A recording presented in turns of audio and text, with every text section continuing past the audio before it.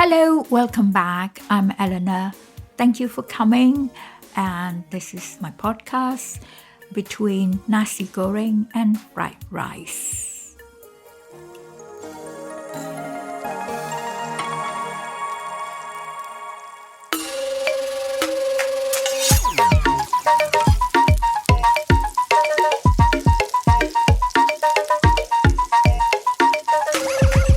Hello, Will. Hi, Eleanor. Thank you for coming this morning and welcome. I always start with asking, as a way of introduction, how did we meet? I have a faint idea, but your memory is probably better than mine. So, shall we start from there? Yeah, we can. I think you've always been very active in certain activist spaces that I think my context maybe I was an artist and I was working with different activists, maybe kind of at SOAS.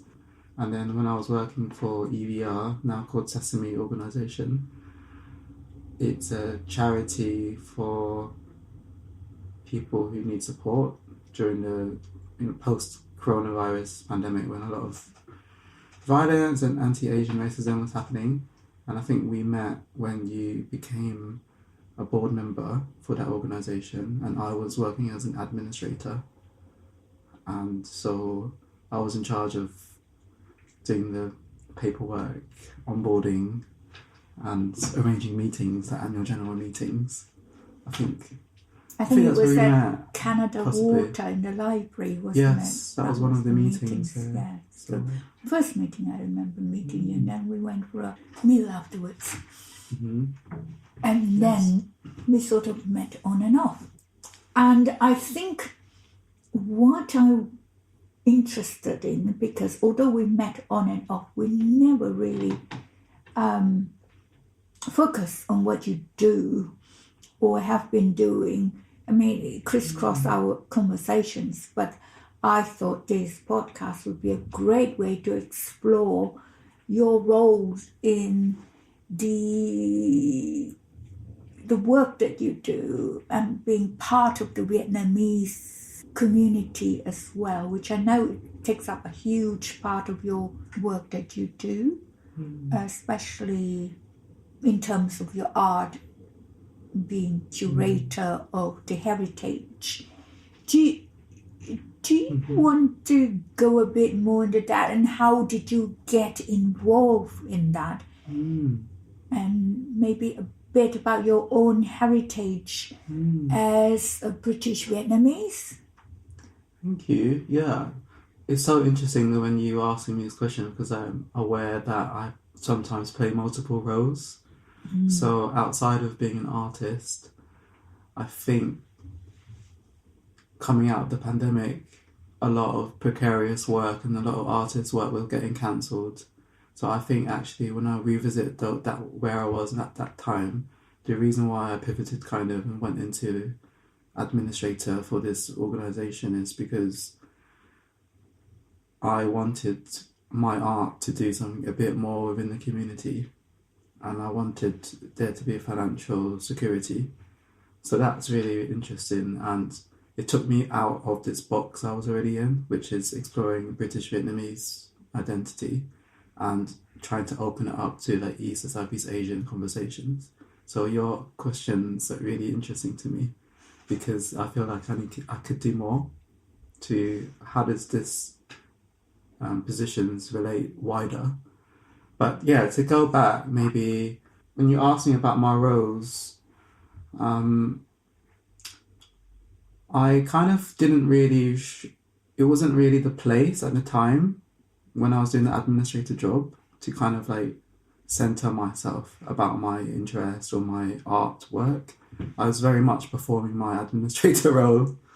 So I think that's why I was hesitant, but it's always been there because with my art, I kind of want to bring more activism in and community engagement. So that's kind of always been part of it. And since then, I no longer really work there, but I still am part of doing community projects, activism work. To explore, maybe, did you say that you want to talk about more about the British Vietnamese stuff? Or? So, yeah, I should add maybe here, but you were talking about Sesame or EVR, is that I have not been part of that for some time now, so I have no idea what they're doing. Yeah. As far as I know, By Your Side or that program, they've lost. I'm not sure about the activism either. I just want to say that in case anybody says, I'm not. So I'm not privy. Yeah, we should have mentioned that in the beginning. That's how we met. Yes. But then a lot of changes have taken place since then, and we are both kind of no longer part of it. And we're both just part of the East and Southeast Asian community, which is extremely riveting and exciting. But yes, tell us about you being British Vietnamese, because the two Vietnamese I've spoken before, one was actually part of the boat people, and the other has, been part of, as a journalist, lived in France. So I'm fascinated by, how you perceive yourself as a British Vietnamese person. I mean, how does it influence what you do? Does it influence you? And your art projects, work? Yeah, so thank you for that. I have to think about it because it's just you're asking me about my life. But yes, essentially, sorry. no, it's okay. Essentially, so I was born in London, North London, Tottenham, and my parents migrated to the UK. Actually, they met in the UK.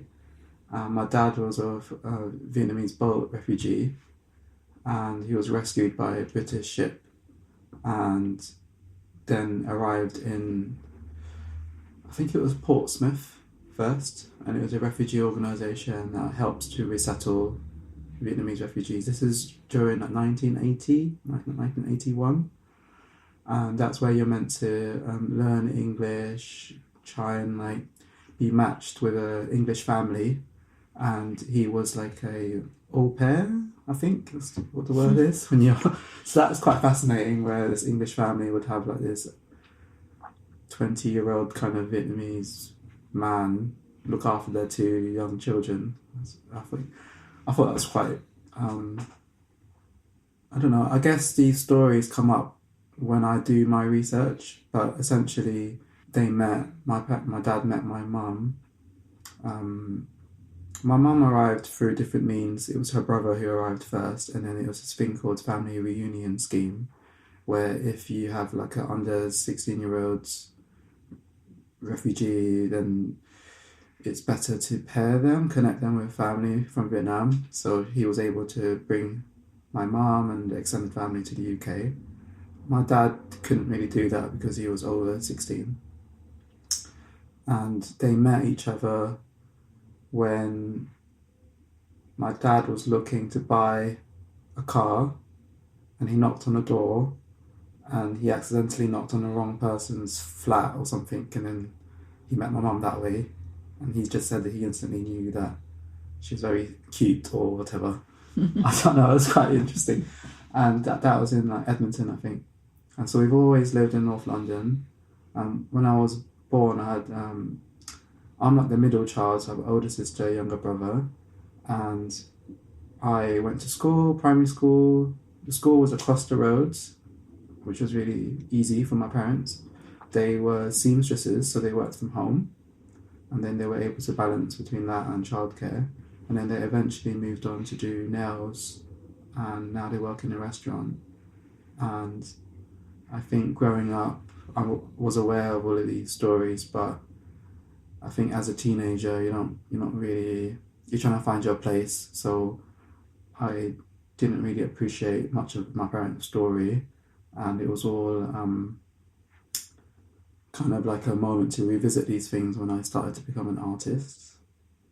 So when I went to school, I had a really great art teachers.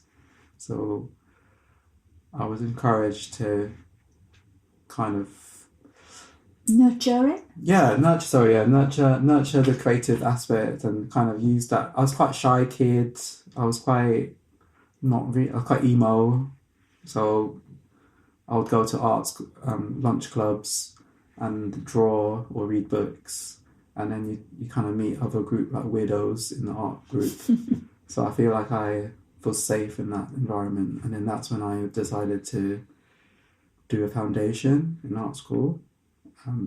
So just before A-levels, I was like a typical Asian kid, like A star, A grade, I had all A's. Wow. But then at A-level, I did get one, like, unclassified in maths. Mm-hmm. So I just signed up for maths for some reason at A-levels and didn't enjoy it. And then, but the other 3 grades were like A grades. And I think I actually wanted to become a vet, like work with animals. Wow. Yeah. So I did a summer school. So in secondary school, you get to do like these summer school placements. I did quite a few. I did one in photography because I thought I might be a photographer. Second one was as a vet. And the third one, I can't remember. I think I worked in like a sign company. And I liked the vet one because you go to university and you can see all of these like dissected animals and like sheep, and you blow into their lungs, and it's like really fascinating. And you see a frog and you see all the veins. But then I found out that it can be quite gory. It's quite a privileged position because you need to do a lot of volunteering in these stables, like looking after horses. I'm like, how am I going to be... And my parents aren't really... they don't really know about that stuff. So I was left on my own to pick a career. And I felt like I want to take a risk and just do... What would it be like to study at art school? And maybe a part of me felt a bit burnt out. It's so strange being burnt out when you're a teenager studying. But I was like, it's very competitive going to vet school. You have to constantly be studying, I don't know, really long. It's like being a doctor in a way. In fact, I read somewhere that being a vet is harder work than being a doctor. Yeah, that's what happened. That's what they said during the summer schools. They said because you've got so many animals, you've got to be... And it's like the fear of like doing a mistake, you know. Even though... And then I kind of realised that I love animals, and it's kind of a different thing when you're working as a vet, because you probably can't rescue all of these animals. But probably, I feel like on reflection now as an adult, I can see probably why I was interested in animals. It's like a probably something around safety, or kind of having this, maybe it's like nurturing kind of therapeutic approach. Yeah, to animals. But caring thing. If I can add here, it's fascinating what you say, because that I think happens to a lot of kids of colour. Really? Being of needing to be kind of not part of that elite culture. I mean, you can be a person of colour and have that, you know, that rich, if I can put it, rich parents who could help you, you know, go into that kind of community, that kind of society, riding horses and stuff like that. But for a lot of East and Southeast Asian kids, that's probably not the case. No. Not if you come from a refugee background, anyway. Oh, I actually forgot another thing was, I think I also was interested in vets because I used to watch a lot of David Attenborough. Right. So that's so funny, isn't it? So I was watching it with my parents. I feel like it was something special to me. So, but you are completely right. It's a strange world when I went, because alongside the summer school, I can see a lot of privileged other kids, and I just felt like actually there was a lot of like girls, like white Caucasian like women going into the profession, and it just felt like, to be honest with you, I could have done it because, like I said, I got the grades for it potentially. Actually, another thing was I think I just wasn't in the right headspace, because at the time I was trying to figure out my identity, the Vietnamese identity, my sexuality as a teenager, and probably I went into art as a way to self-reflect, understand these stories. Art to me is like reflective space to think. So that was probably my priority at the time, and probably still is. But as I grow up older, but then it's... You're still young. Yeah, it's like, I don't know what I'm saying, but I guess there's a motivation for doing certain things, and I didn't realise at the time. I mean, probably a lot of people could see it from outside, but I think it very much as well is, I don't know about your school, whether you had the kind of guidance, career guidance and things like that, but I think for a lot of East and Southeast Asian children or school people, they don't get to meet this proper guidance. Yeah, there wasn't enough guidance, like if you went to rich private school, they would groom you for certain universities and talk to you about. Well, I could have went to that. So, for example, in my before primary school, so maybe this connects back to my parents being refugees, because they are trying to sort out their own lives. They don't know how to integrate. They don't know the channels. So often a lot of my childhood was just going along with wherever they do. So what I mean is, going back to the story, is when I was in primary school, when I lived across the road from the school, there was a moment where my best friend at the time applied to this other school, which you have to do an exam for. It's like a grammar school? Yes, it was a grammar school. And so you've got to do all of these tests, like the non-verbal reasoning, the verbal reasoning test. My parents don't know how to do that, but then my best friend at the time said I can easily do that, and it's easy to him. Yeah. So why don't I do it? So I'm getting, like, it's weird that, because you're getting parented by your best friend or whoever, or you're getting tips at least, because I wasn't gifted and talented. I don't want to make my life story into like a sob story of what could have done or what could have been, but anyways, going back to the story, my parents, instead of helping me with doing this to apply for the grammar school, they didn't quite understand what that was, and they feared it. They feared that I would be separated from my sister. So my sister went to a normal crappy school in North London. So they thought, if I go to the same school as she does, she'd offer me the guidance, exactly what you said. So at least I have an older sister. But, as you know, your siblings, it doesn't matter, whatever, you're in a different year group. Yeah. You're in a completely different situation. They can't really offer you that much guidance. And also, I would have had more support within a grammar school if I went along with my best friend. I feel like my life would have been completely different, because that grammar school, it's really well known. It's gives you different opportunities to meet other people who are like yourself. So I would have probably had those networks, that guidance that you said, to become a vet or whoever. It's also like it's not just being refugees and East and South, it's also being working class, if you want to put it that way. Because I think it's the same story for white working class kids. Yeah. I don't want to put it categorizing it, but it is what it is, though. Like, I feel like despite all of that, I managed to go to art school, which is also a class thing too. Not to say that a vet and being an artist is a completely. For some reason, I'm just picking these random professions, and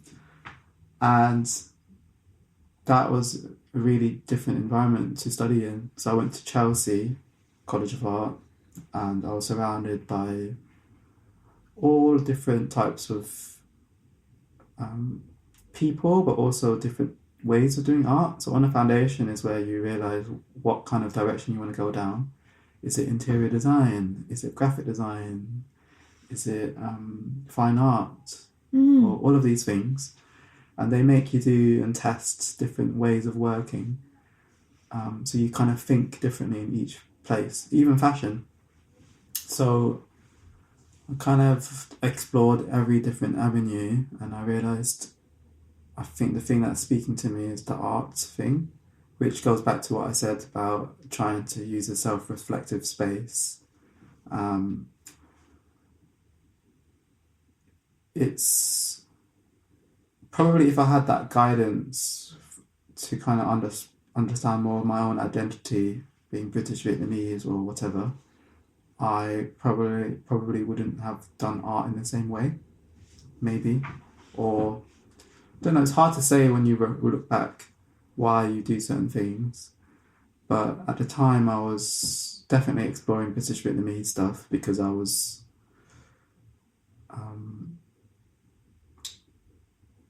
I'll be playing around with materials. Yeah, and it's part of where you come from. So it's a natural curiosity, I would think, because also when you go into art school, you're like 18 or 19, so it's the first time when you just imagine it's the first time where you go into this white cube studio space, and you're kind of like fresh from all of this life experience that you've had over 19 years or whatever.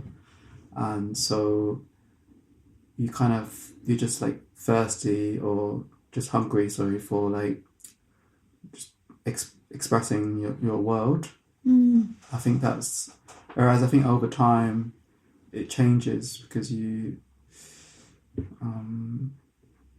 motivation changes for doing certain things. I think this kind of connects more to when I started working and how we met at EVR, because by then I did, after my BA, I did a master's in art, and then I graduated 2018, and then we met in 2021, 2022. Something I can't remember. So yeah, that's kind of like 4 years after art school. So I suppose there is a connection between this journey of like studying motivations of art, being an artist, and how we met, basically. Yeah, and how does that? Because last time we met, it was in the I was going to the Vietnamese center in Deptford. I think it was Deptford. Yeah.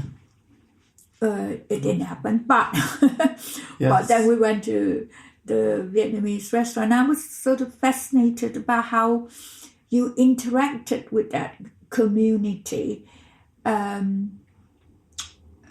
because the person that we met, unfortunately, I don't speak Vietnamese, and she didn't speak much English, but I would have loved to ask her how she kind of like built up the Vietnamese center. I imagine she has a huge part to do with the Vietnamese center, and there is a sort of community. Now I'm more exposed, if you like, to the sort of Chinese communities, like the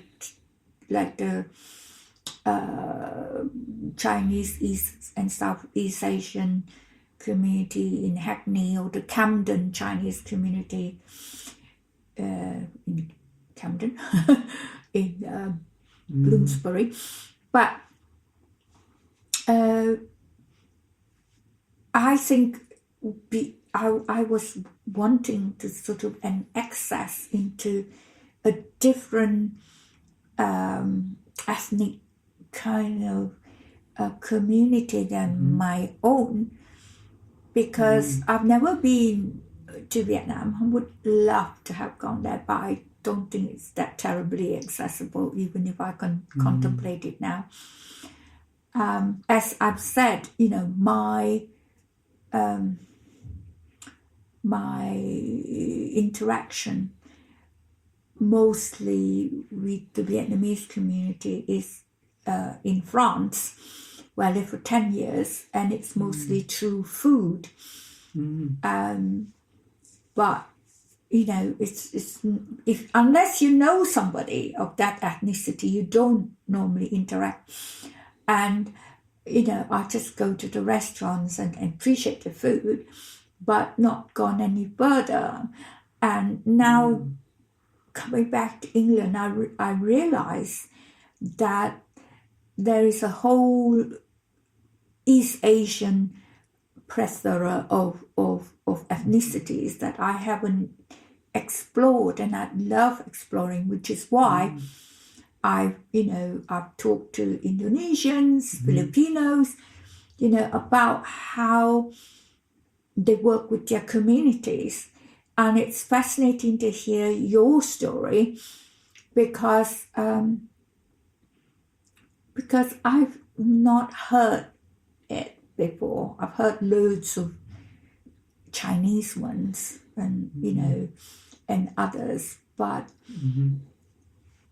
how do you interact with your community? I mean, how do you want to interact with your community in the sort of British Vietnamese? So I guess this connects back to when I told you, growing up, I suppose. My parents would take us to a community centre called Centre 151. It used to be called the VLC Centre, and it stands for Vietnam, Laos, Cambodia Centre, and it was in Shoreditch, thereabouts. And that's where we would go every Sunday to learn Vietnamese. I was probably 7 years old. It was at the time around Pokemon, when Pokemon came out. So, because I remember people were trading cards and stuff. So we would go there to meet, and that was where we learned the alphabet. And you kind of make Vietnamese friends, hang out. And I think at that time, a lot of that generation wanted their children to learn their language. And also there was a lot of community empowerment because, long story short, I don't know if you heard this before, but when Vietnamese refugees came to the UK, they were dispersed. It's called a dispersal policy. And so it made sure that British UK people wouldn't scapegoat or these, kind of identify all of these refugees coming into their towns. So they would disperse them to make sure that it was more quiet or whatever. But it made that the Vietnamese refugees quite isolated. They didn't have the language support. They didn't have the economic support. So what they did was, after they were dispersed around the country, they would, through their own motivation and through their own community networks, they would regroup in places like London, Birmingham, Manchester. And that's when these community centres would pop up to help the community thrive through cooking, social, reducing isolation, Vietnamese language, homework club, all of these things. So that's kind of the story where this particular community centre came up. And so my experience of it is just being part of it. Sometimes it comes through in my art. So right now I'm in an exhibition at the South London Gallery, and I'm talking about a story of this experience of listening to a band perform. Oftentimes in these community centres, there's got Lunar New Year celebrations, Mid-Autumn Festival, similar to Chinese or any other. The lunar. It's like a community get together with food and celebration. So the artwork is exploring. It's like a spoken word text of the story, and then it's paired with a music element where you can listen to the band perform. So yeah, that's kind of like a direct story from that. But going back to your story of trying to learn more, we're kind of at a tail end of all of these developments because these community centres have popped up to help a certain time and place generationally. And over time, like I'm 35 and the other people who are much older than me, these community centres that are run by Vietnamese refugees are closing down. You know, so for example, you've got the An Viet Foundation. Now it's taken over by another organisation called the ESEA Community Centre, and it used to be called Hackney Chinese Community Services. Yeah, I know that. I've been there once, I think. So they've taken over the building of the An Viet. Used to be for Vietnamese refugees. We also had the closure of the Vietnamese mental health service, and I was also invited by them to make a legacy film project and archive kind of these stories. And where we tried to meet was at this other Vietnamese community centre in Deptford called the Vietnamese Family Partnership, and they do an elderly lunch club every Thursday at Evelyn Community Centre, where it's for Vietnamese first generation people.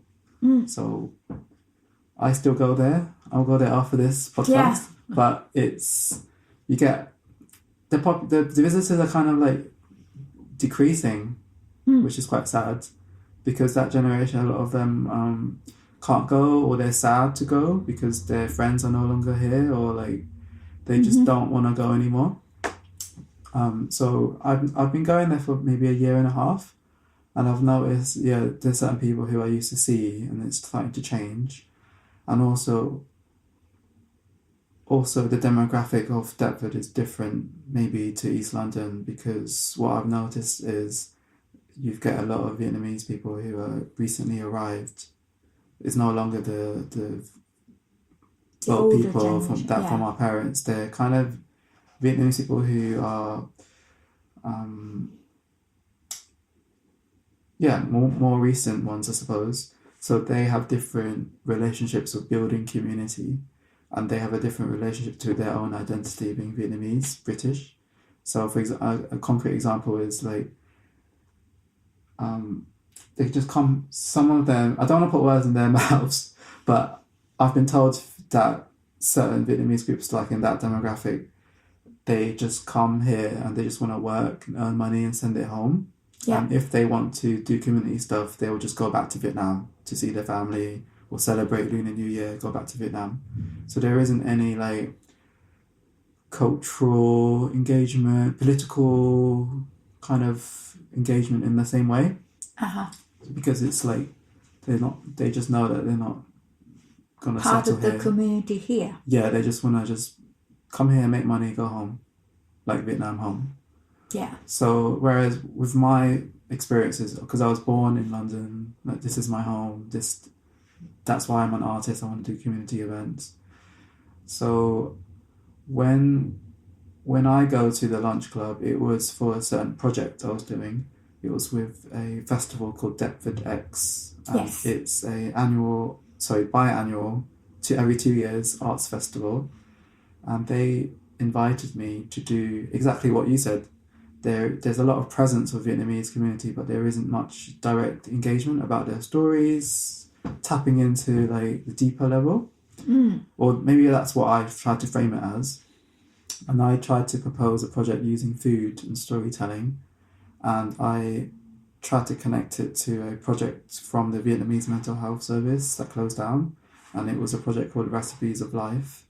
And Recipes of Life is a therapeutic model by this chef and therapist called Natalie Rudlin Wood, and it's a way for participants to share untold stories about their lives and to pick in and choose preferred stories. So it's a narrative therapy approach, and it was run very successfully by the first generation. So I wanted to bring that project to Deptford and work with Vietnamese Family Partnership, but for the second generation adult children of refugees. And it was a year long just eating at the community centre and then kind of building relationships. And then I had 10 sessions thereabouts with the second generation. And then we made a 3-channel video installation, a cooking calendar, and a trip to Margate Beach. And it was part of this Deptford X Arts Festival in 2025. And since then, I continue to go to the lunch club because I really value it. And I'm doing like a psychotherapy course at the moment. And it's a way to kind of think more about narrative therapy and possibly try and develop a different narrative therapy approach that doesn't belong to someone else. I want to adapt a narrative approach for my specific context. So I'm trying to get trained in narrative therapy approaches. I was just going to ask you that. Sorry, I interrupted you. Yeah. Has somebody written a book about the sort of things that you've been describing? Or are you going to be the person who's going to write a book about like your experience of being British Vietnamese in London? Is there some I think it'd be good. I collect books. I also work in the library, but also I like to collect. Going back to it, I feel like it's good because you're very persistent. You're like, British Vietnamese, the question is ringing true to me. But I don't know where these positions are. So what I've done is I've been doing a lot of reading and reaching out to the people who write these books. And there's a lot, so much, so many books. And I suppose it's not as much compared to like an American Vietnamese perspective, but to me, there is still a lot of people. I was working, and there's a sociologist, Tamsin Barber, who's very good, and she writes about the British Vietnamese perspective. And Tamsin Barber, Tamsin, Barber. Barber. Yeah. Uh-huh. And she talks about the context of the Vietnamese refugees. She kind of like interviews participants and draws out their stories. And through that, I'm able to position where I am. And since then, she's done research about people who return back to Vietnam and their sense of identity changing or inability to adapt, I suppose, to being Vietnamese there. And she's written about borders to the UK more recently, and the push-pull factors of why Vietnamese refugees continue to come to the UK, and what the government can do to support people because they're putting their lives at risk. So that's kind of like from a sociologist point of view. But this to me is really fascinating because I grew up in that experience, and to have someone else kind of track it and read it is really, really fascinating because I'm able to kind of see where are the sparkling moments. This is a word within narrative therapy. It's kind of like moments where they kind that of resonate with you. Yeah, like the untold stories within that broader narrative. I'm able to kind of like see where are the gaps, and that's kind of maybe where the art comes in, where I want to revisit those things. And I didn't really explore much about my own art practice because I'm in it, so I don't know where to start with that because I don't want to ramble too much. No. I mean, it's fascinating. I think my last question is, if it can be a last question, is, and I've asked this almost of everybody, is how do you posit London in it? I mean, how do you, because you're born in London. Yeah. How do you see, where your position is, it's from London, do you kind of like appreciate, because a lot of people talk about appreciating London, do you see it, or it's just part of the environment, you don't even notice that you're in London kind of thing? It might be a strange question, and you might need to think about that one. Yeah. I mean, I mentioned earlier in the beginning that I was born and brought up in North London. Yeah. So to me, London is like very big, and I've since moved to Surrey Keys, southeast, which I find it really fascinating. Surrey Keys. I moved in with my partner, and we live in a house. We have a garden, and we've kind of explored the area a bit more and understood, the port history, and behind where we live there's like a dock that's where whales are meant to come in, and that's where they get the blubber and turn it into electricity. And so it's really, and that's why, and like the history and why it's called Canada Water, and all of these countries where the ships come from and all the materials. To me, it feels connected. I feel like the right place for me where I live. So to me, I feel quite settled there. And I think it's hard to say. Yeah, I think because you've not lived anywhere else but London, and I have. I think, for example, I've lived in Yorkshire. I've lived in Canterbury, Kent, and and places like went to school in and lived a long time in Coventry, sort of Midlands. So my appreciation in London might be different from yours. That is why I'm asking this question. If you've not moved out of London, maybe you can just see, like, there's a difference between North London and Surrey Keys, which is probably true. I mean, I'm very lazy. If you tell me that I have to go somewhere in North London, I would think twice. Yeah. Thinking of having to negotiate all the, public transport and things. Whereas I probably say yes more legally, say, go to Scotland, for example. It's just weird. It's like people tell me that Londoners are very lazy. Anything north of, can't remember where it is. They North think of the M25 or something. Yeah. They don't want to go. And I used to laugh about that. But now that I'm a Londoner, I can kind of like appreciate that. So apologies if that question doesn't. I've always been in London, but I have travelled and lived probably like the maximum 6 months when I was in Vancouver. But I'm at the stage where I'm wondering if I want to always be based in London.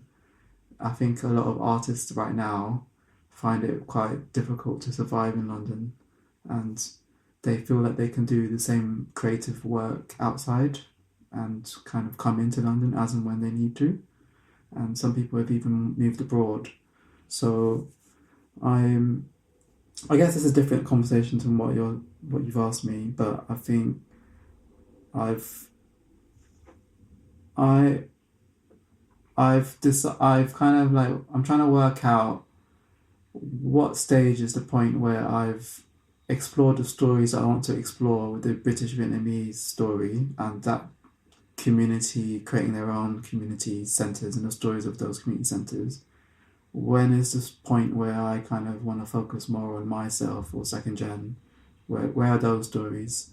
They might be in Vietnam, they might be where people don't want to be here necessarily in the same way. Or I don't know how to explain it, but they're more transnational. This is great because it leads to my next question. Okay. Where do you think your future projects are? And I think you've sort of answered a bit about that because you need to reflect more. And I'm hoping that this conversation will help you sort of, think a bit more because there's a huge... I'm fascinated by what you've told, and I think that you should definitely explore it in your art, in your community work, in your activism. So thank you so much, Will. That was so brilliant. And I'm fascinated. Keep us in touch with, what your future projects are. But definitely following you anyway. Thank you. Thank you for your questions. I really enjoyed that. Thank you.